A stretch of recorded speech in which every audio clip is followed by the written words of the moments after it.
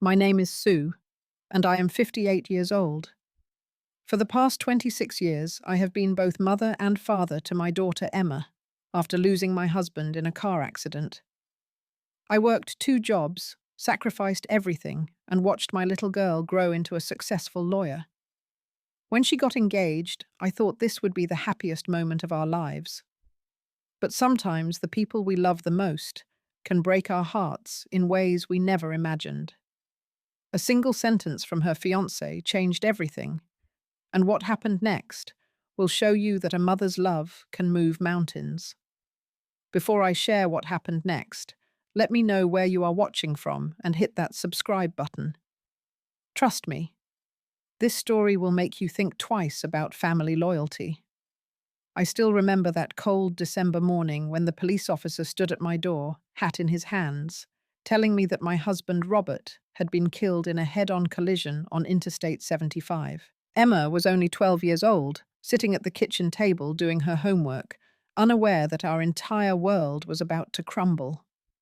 Robert had been the breadwinner of our family, working as a construction supervisor while I stayed home to raise Emma.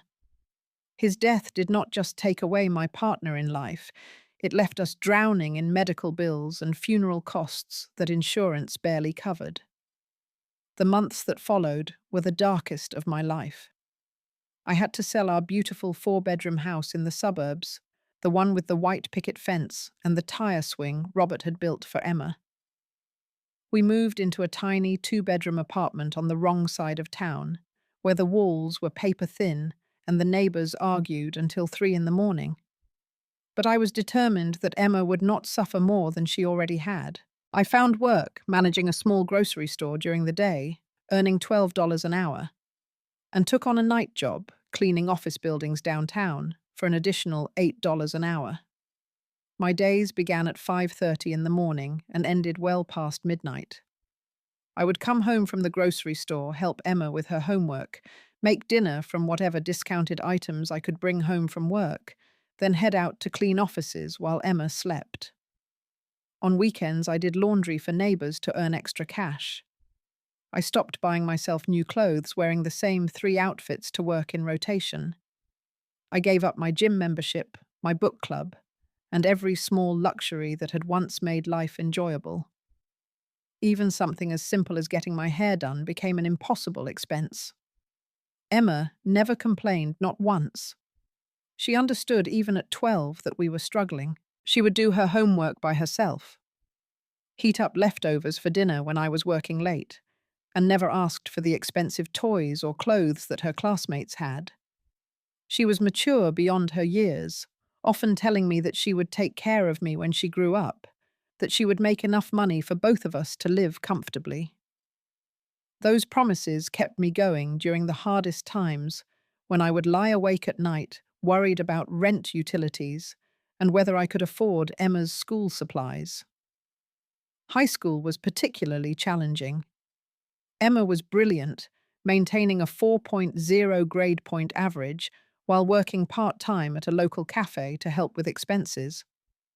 She applied for every scholarship available and spent countless hours writing essays and preparing for interviews. When she received a full ride to Northwestern University, I cried tears of joy for the first time since Robert's death. All those years of sacrifice had been worth it. My daughter was going to have the opportunities I never had. During Emma's college years, our relationship remained close despite the distance. She would call me every Sunday, tell me about her classes, her professors, and her dreams of becoming a lawyer. She was studying hard-working part-time jobs to cover her living expenses, and I was so proud of her determination. She never forgot where she came from, or how hard we had worked to get her there. She would send me pictures of her dorm room, her study group, and always ended our conversations by saying she loved me and missed me. But something began to change during her senior year. The calls became less frequent, and when we did talk, she seemed distracted. She mentioned meeting new friends, attending networking events, and spending time with people from different backgrounds. I tried not to worry, telling myself that she was simply growing up, becoming independent, and building her own life. After graduation, Emma moved to Chicago and landed a position at a prestigious law firm. She was finally living the life we had dreamed of, and I could not have been more proud of her success. The first time Emma brought Carter home was on a rainy Saturday afternoon in March. I had spent the entire morning cleaning our small apartment, buying flowers from the discount grocery store, and preparing a meal that I hoped would make a good impression. Emma had been dating him for 6 months, but had never brought him to visit. She always had excuses when I suggested meeting him, saying he was busy with work or traveling for cases. Finally, she agreed to bring him for lunch, and I was thrilled to meet the man who had captured my daughter's heart. Carter stepped into our apartment wearing a perfectly tailored navy suit that probably cost more than I made in 3 months. His shoes were polished to a mirror shine. His hair was styled with expensive-looking product, and he carried himself with the confidence of someone who had never known struggle. He was undeniably handsome, tall and athletic, with the kind of smile that belonged in a magazine advertisement. But there was something in his eyes as he looked around our modest living room that made me uncomfortable. It was not disgust exactly, but rather the look of someone trying very hard to hide their disappointment. Emma introduced us nervously, and I noticed she was wearing a new dress that must have cost several $100s. Her makeup was more elaborate than usual, and she seemed almost embarrassed as she gestured toward our second-hand furniture and the small television that still had rabbit ear antennas. Carter shook my hand with a firm grip and said all the right things about being happy to meet me. But his eyes kept wandering to the water stain on the ceiling and the carpet that was worn thin from years of use. During lunch, Carter dominated the conversation, talking about his work at Morrison Hayes and Associates, one of the most exclusive law firms in Chicago. He casually mentioned cases involving millionaire clients, charity galas he attended, and business trips to Europe. When I tried to share stories about Emma's childhood or ask about his family background, he skillfully redirected the conversation back to his professional achievements. He spoke about important people. He knew judges and politicians who were close family friends, and made it clear that his world was very different from ours. I noticed how Emma hung on his every word, laughing a little too hard at his jokes, and agreeing enthusiastically with everything he said. She barely spoke during the meal, and when she did, it was to apologize for things that did not need apologizing for, like our mismatched dishes, or the fact that we did not have a dining room. The confident, independent young woman I had raised seemed to disappear in Carter's presence, replaced by someone who was trying desperately to fit into a mold that was too small for her. After they left, I could not shake the feeling that something fundamental had changed between Emma and me. Her phone calls became even less frequent, and when she did call, she seemed distant. She started meeting me at restaurants instead of bringing Carter to the apartment, always choosing places that were convenient for him. When I asked about his family, she would give vague answers about them being very established and prominent in Chicago society. It became clear that I was being gradually pushed to the margins of my daughter's life. Over the following months, Emma began changing in ways that broke my heart. She started speaking differently, using words and phrases that sounded forced and unnatural coming from her. She would mention expensive restaurants, exclusive clubs, and social events that were completely foreign to our world. When I suggested she come home for holidays, she would hesitate and say that Carter's family had expectations about how they spent their time. I began to feel like I was losing my daughter to a world that had no place for people like me. The most painful part was watching Emma become ashamed of her background. She stopped talking about her college jobs, never mentioned our struggles, and seemed embarrassed when I brought up memories from her childhood. It was as if she was trying to erase the first 22 years of her life, all the experiences that had shaped her into the person she had become. I tried to be understanding, telling myself that she was young and in love, but it hurt deeply to see her turning away from everything we had been through together. When Emma called to tell me that Carter had proposed, I should have been overjoyed. Instead, I felt a strange mixture of happiness and dread that I could not quite explain. She described the proposal in breathless detail, how Carter had taken her to a five-star resort in Napa Valley, hired a string quartet, and presented her with a ring that cost more than I made in 2 years. The proposal had been photographed by a professional photographer and would be featured in Chicago's social magazine. Everything about it sounded like a fairy tale. But something in Emma's voice suggested she was reciting lines from a script rather than sharing genuine excitement. The wedding planning began immediately, and it quickly became clear that this would not be a simple family celebration. Carter and Emma were planning a destination wedding at an exclusive resort in Martha's Vineyard, with a guest list of 300 people and a budget of $90,000. The numbers were staggering to me, more money than I had seen in my entire lifetime, and I could not understand how two young lawyers could afford such extravagance. When I asked Emma about it, she became evasive, saying that Carter's family was helping with expenses and that it was important to make the right impression on their social circle. I wanted desperately to be part of the planning process to help my daughter prepare for the most important day of her life.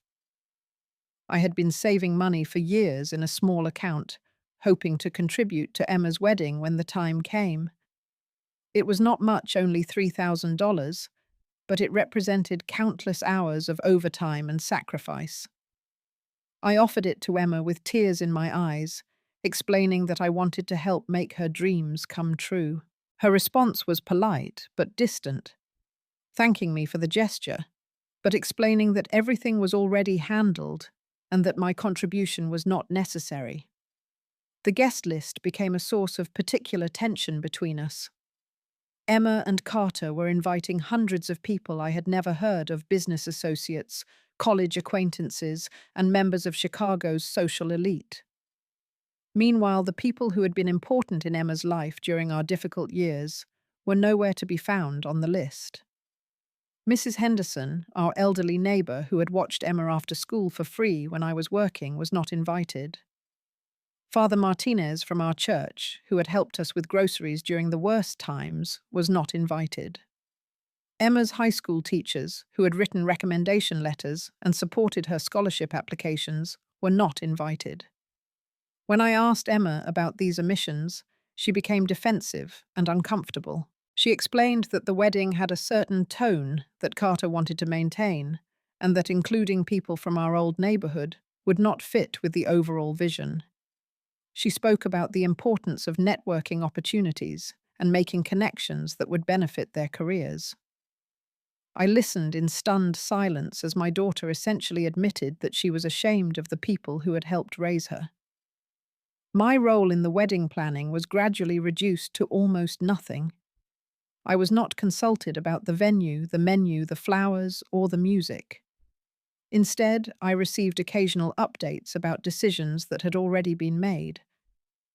Carter insisted that the wedding party consist only of his fraternity brothers and Emma's law school friends, people who could maintain the appropriate aesthetic for the photographs. When I asked about participating in the bridal shower, Emma hesitated before explaining that it was being hosted by Carter's sister and was limited to close friends from their social circle. The final blow came when Carter began making demands about my appearance and behavior at the wedding. Through Emma, he requested that I purchase a new outfit that would be appropriate for the venue. He provided a list of acceptable stores and designers, all far beyond my budget, and suggested that I might want to have my hair and makeup professionally done. Most humiliating of all, he asked Emma to speak to me about not mentioning difficult times or financial struggles during any of the wedding events, as it might make other guests uncomfortable. I tried to be patient and understanding, reminding myself that young couples often get caught up in the excitement of wedding planning. But with each passing day, I felt more and more like an unwelcome guest at my own daughter's wedding, rather than the mother of the bride. Emma seemed to be slipping away from me completely, and I did not know how to reach her without causing a confrontation that might drive her even further away. The dress-fitting appointment was scheduled for a Tuesday afternoon at an exclusive bridal salon in downtown Chicago. Emma had called the night before, sounding more excited than she had in months, asking if I could take the day off to join her for the final fitting of her wedding dress. It had been weeks since we had spent any real time together, and I was thrilled at the opportunity to share this special moment with my daughter. I took the bus into the city, wearing my best dress, and feeling hopeful that perhaps we could begin to reconnect. The bridal salon was unlike anything I had ever seen, with crystal chandeliers, marble floors, and displays of gowns that looked like works of art. Emma's dress was stunning. A custom creation with intricate beadwork and a cathedral-length train that must have cost more than my annual salary. As she stood on the platform while the seamstress made final adjustments, she looked absolutely radiant, and for a moment I forgot all my concerns about Carter and the wedding planning. This was my little girl, grown up and beautiful, about to start the next chapter of her life. We were having a wonderful time, laughing and taking pictures when Carter arrived unexpectedly. His mood changed immediately when he saw me there, and the atmosphere in the salon became tense. He was clearly annoyed that I had been included in this appointment, though he tried to hide his displeasure behind forced politeness. Emma immediately became nervous and began apologizing for not telling him I would be there, as if my presence was something shameful that needed explanation. The conversation turned to final details about the wedding reception, and I made the mistake of asking about the guest list one more time. I had been thinking about Mrs. Henderson, who had been like a grandmother to Emma, and Father Martinez, who had baptized her and confirmed her in the church. These were people who had loved Emma when we had nothing to offer in return, and it seemed wrong that they would not be there to celebrate her happiness. Carter's response was swift and cutting. He explained with barely concealed irritation that the wedding was not a charity event, and that including certain types of people would not be appropriate for the level of celebration they were planning. When I pressed him about what he meant by certain types of people, his mask of politeness finally slipped. He spoke about maintaining standards, about the importance of surrounding themselves with individuals who could contribute to their social and professional advancement. I tried to explain that these were good people who had been important in Emma's life, who had helped us during our most difficult times and deserved to share in her happiness. Carter's face grew red with frustration, and I could see that he was struggling to maintain his composure in the elegant setting of the bridal salon. Emma stood frozen on the platform, still wearing her wedding dress, looking back and forth between us like a child watching her parents fight. That was when Carter said the words that would change everything between us. He stepped closer to me, his voice low, but filled with unmistakable contempt, and said, "Listen, Sue, we only want important people at our wedding. People who matter in our social circle. I think you understand where you stand." The words hit me like a physical blow, and for a moment I could not breathe. The room seemed to spin around me as I processed what he had just said. Emma gasped audibly from the platform, her hand flying to cover her mouth in shock. The seamstress stopped working and looked up in confusion, clearly uncomfortable with the tension that had suddenly filled the room. For several long seconds, nobody spoke or moved. I looked at my daughter, waiting for her to defend me, to tell Carter that he had crossed a line and that his words were unacceptable. But Emma remained silent, her eyes downcast, unable or unwilling to stand up to the man she was planning to marry. In that moment of silence, I realized that I had lost my daughter completely. The independent, strong young woman I had raised had been replaced by someone who would allow her mother to be insulted and humiliated without saying a word in her defense. I felt something break inside my chest, a pain deeper than anything I had experienced since Robert's death. Without another word, I gathered my purse and coat and walked out of the bridal salon, leaving my daughter standing there in her beautiful wedding dress, still silent. I did not sleep that night. I sat in my small living room staring at the photographs on the side table that chronicled Emma's childhood and young adulthood. There she was at 5 years old, missing her front teeth and grinning as she held up a drawing she had made for me at school. Another picture showed her at high school graduation valedictorian of her class, with tears of pride in both our eyes. In every photograph, I could see the bond we had shared, the love and trust that had sustained us through the hardest years of our lives. I thought about all the sacrifices I had made, all the nights I had worked until my feet bled from standing, all the meals I had skipped so that Emma could have enough to eat. I remembered holding her while she cried about missing her father, promising her that everything would be okay, that we would take care of each other. I had kept that promise for 26 years, giving her everything I had and asking for nothing in return except her love and respect. Now Carter's words echoed in my mind. People who matter in our social circle. I think you understand where you stand. As dawn broke over the city, I made a decision that would change everything. I was not going to sit quietly and allow myself to be discarded like yesterday's newspaper. If Carter wanted to play games about who was important and who was not, I would show him exactly how important some people could be.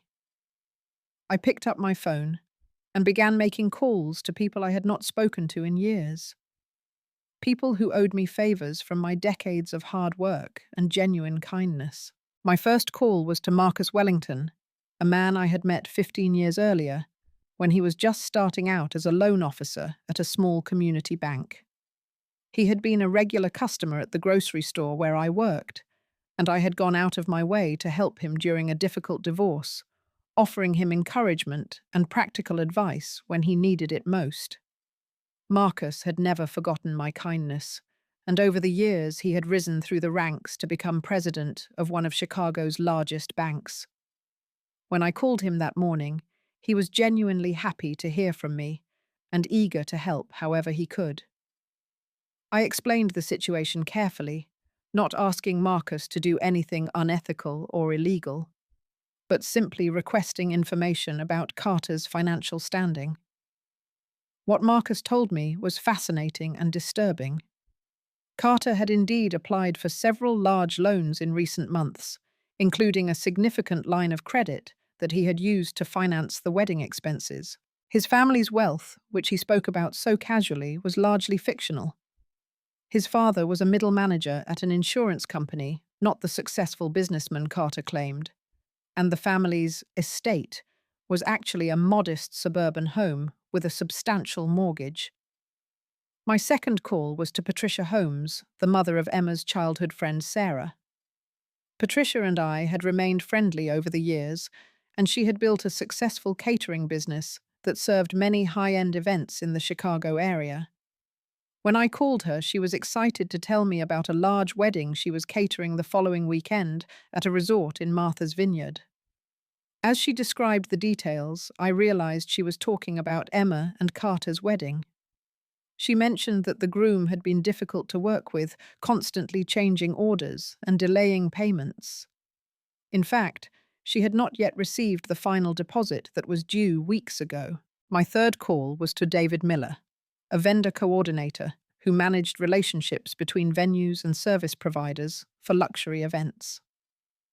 David had worked with Patricia on numerous occasions, and through their professional network, I was able to learn more about the financial arrangements for Emma's wedding.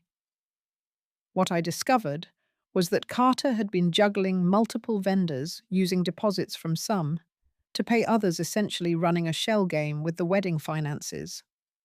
The entire elaborate celebrations was built on a foundation of debt and deception.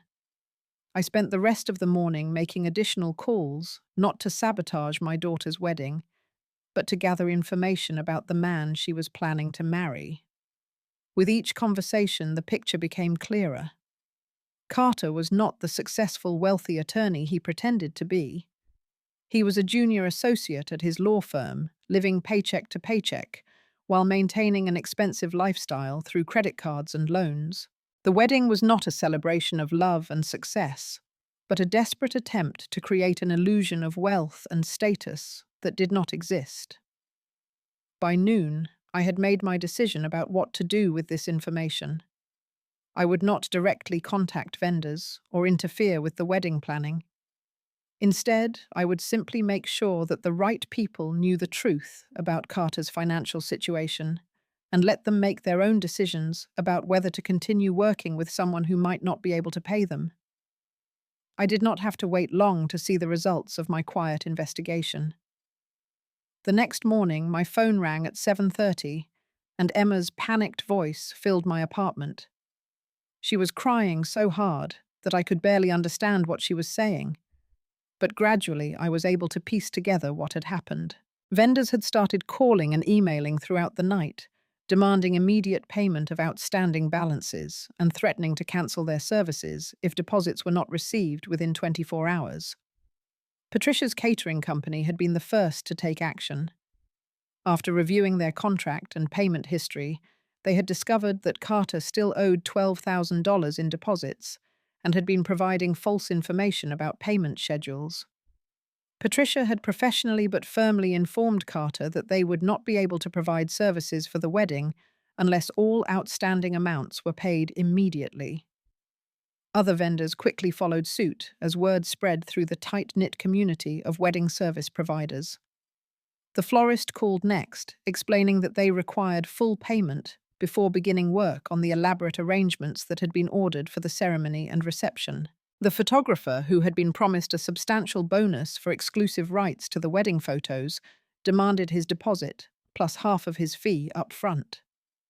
Even the string quartet that was supposed to provide music during the ceremony sent an email requiring immediate payment confirmation before they would travel to Martha's Vineyard. Carter had spent the morning frantically calling vendors, trying to convince them to honor their original payment agreements. But his arguments fell on deaf ears. The wedding industry is built on trust and reputation, and once questions arise about a client's ability to pay, word spreads quickly. By 10 in the morning, virtually every service provider connected to the wedding had either demanded immediate payment or cancelled their contracts outright. The venue itself, the exclusive resort in Martha's Vineyard, delivered the final blow. They called to inform Carter that due to concerns about payment reliability, they would need to receive the full outstanding balance of $35,000 within 48 hours, or they would be forced to release the space to other clients. The resort's management had been contacted by several vendors who expressed concerns about the financial stability of the event, and they were not willing to risk their reputation or revenue on a wedding that might not be able to pay its bills. When Emma called me that morning, she was completely devastated. Through her tears, she told me that Carter was in a panic, running from bank to bank, trying to secure emergency loans to cover the wedding expenses. He had already maxed out several credit cards and taken cash advances against others, but it was not enough to cover the shortfall. The elaborate wedding that they had been planning for months was falling apart in real time, and there was nothing they could do to stop it. But as Emma continued talking, something else became clear in her voice. Mixed with the panic and disappointment, there was a note of relief. She began to question things that she had previously accepted without thought. Why had Carter been so secretive about his family's finances? Why had he insisted on such an expensive wedding if he could not afford it? Why had he been so concerned about appearances and social status, rather than focusing on their relationship and future together? The conversation took a turn when Emma asked if I knew anything about what had happened with the vendors. I could hear the suspicion in her voice, and I knew that she was beginning to piece together the connection between our confrontation at the bridal salon and the sudden collapse of her wedding plans. I told her honestly that I had made some phone calls to people I knew in the business community, and that I had shared my concerns about Carter's treatment of me and what it might indicate about his character. Emma was quiet for a long moment before she asked me to explain exactly what I had done. I walked her through my conversations with Marcus Patricia and David, emphasizing that I had not asked anyone to cancel services or breach contracts. I had simply made sure that the right people had accurate information about Carter's financial situation and let them make their own business decisions. I explained that my actions were motivated not by revenge, but by a mother's concern for her daughter's future happiness. As we talked, Emma began to see the situation from a different perspective. She realized that Carter's elaborate promises and expensive gestures had been funded by debt rather than genuine wealth. She understood that his concerns about social status and important people were actually insecurity and desperation rather than confidence and success. Most importantly, she began to recognize that his treatment of me at the bridal salon was not an isolated incident, but a reflection of his true character and values.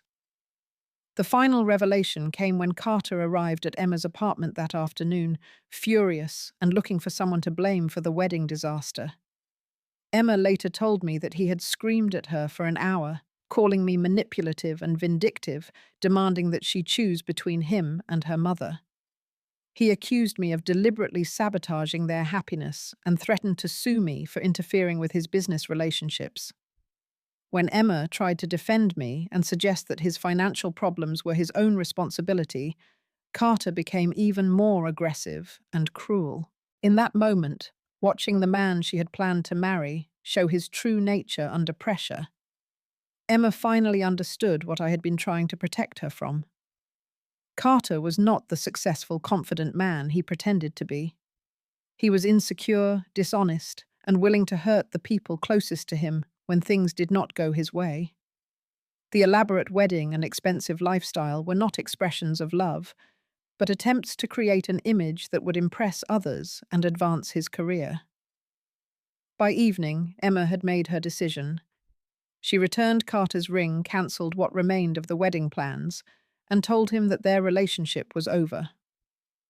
Carter's response was as ugly and vindictive as I had expected, confirming everything Emma had learned about his true character. He stormed out of her apartment with threats and insults, showing no trace of the charm and sophistication that had originally attracted her to him. The weeks that followed were difficult, but healing for both Emma and me. My daughter had to face the embarrassment of calling friends and colleagues to explain that the wedding was cancelled, dealing with vendors to resolve remaining contracts, and adjusting to life without the future she had been planning. But more importantly, she had to confront the ways that she had changed during her relationship with Carter and work to reconnect with the values and relationships that truly mattered to her. Emma moved out of the expensive apartment she had shared with Carter and found a modest place closer to her work. She began reaching out to old friends that she had neglected during her relationship, people who had known her before she started trying to fit into Carter's social circle.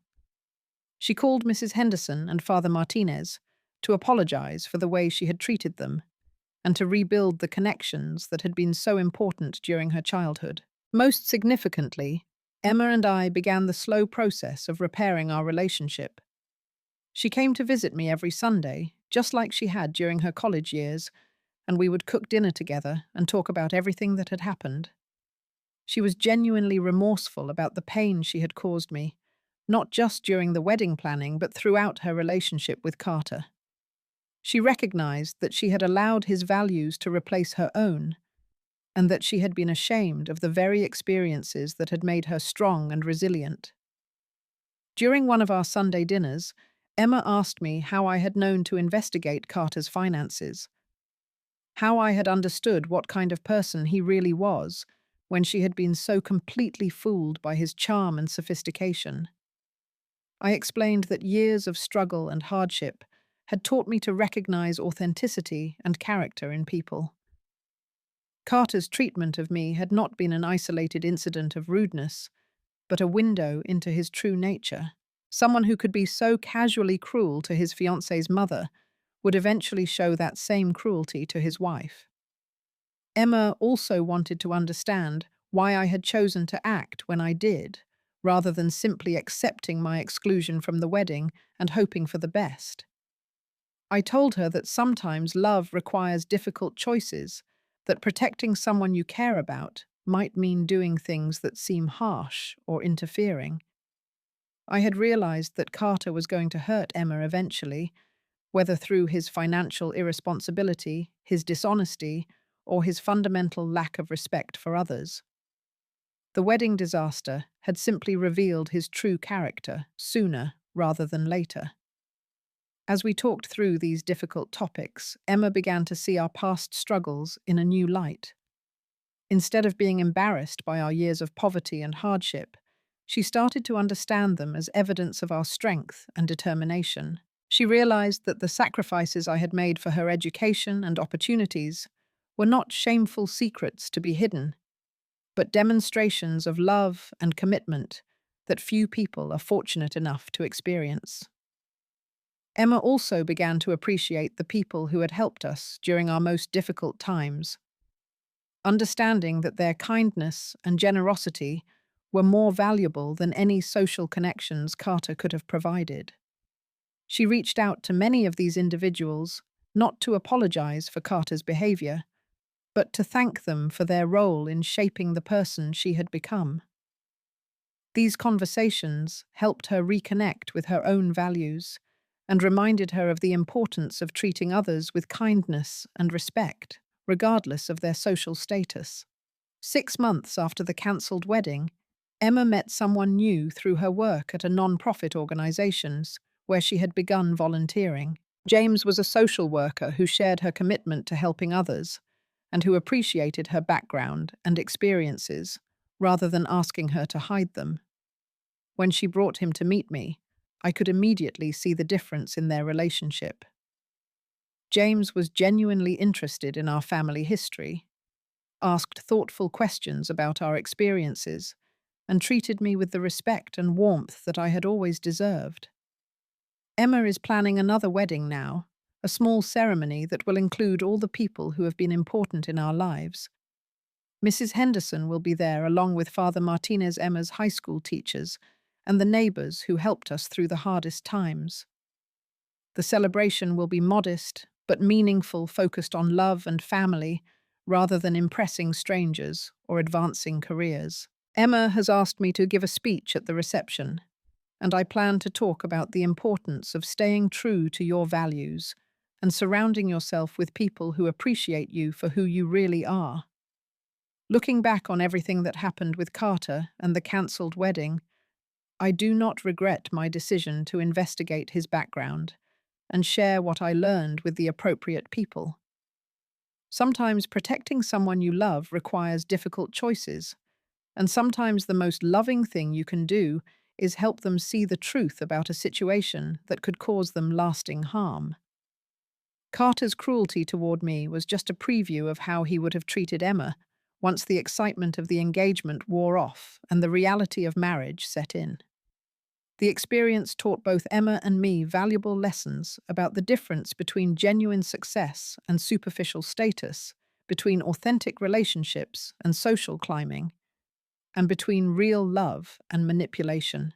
Emma learned that the people who matter most are those who love and support you during difficult times, not those who only want to be associated with you when you can benefit their image or career.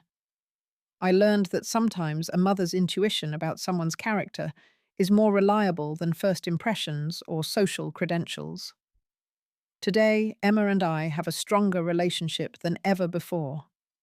She no longer feels the need to apologize for her background or hide her family history.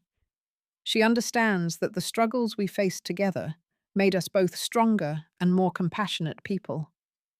She appreciates the sacrifices that were made for her education and opportunities, and she is committed to using her success to help others rather than to climb social ladders or impress people who do not really matter.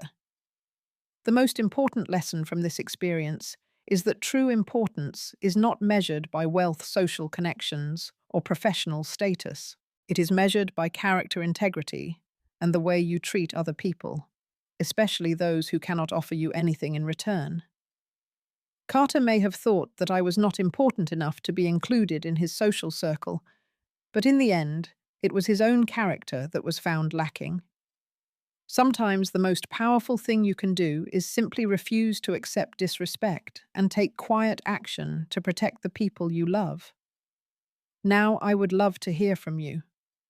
Have you ever had to make a difficult decision to protect someone you love, even when it meant taking action that others might not understand? Have you experienced situations where someone's true character was revealed under pressure? Please share your thoughts and experiences in the comments below. If this story resonated with you, please give it a like and subscribe to hear more stories about family love and the courage it takes to stand up for what is right. Share this video with anyone who might need a reminder about the importance of staying true to your values and surrounding yourself with people who truly appreciate you. Thank you for watching, and remember that real importance comes from how you treat others, not from what others can do for you.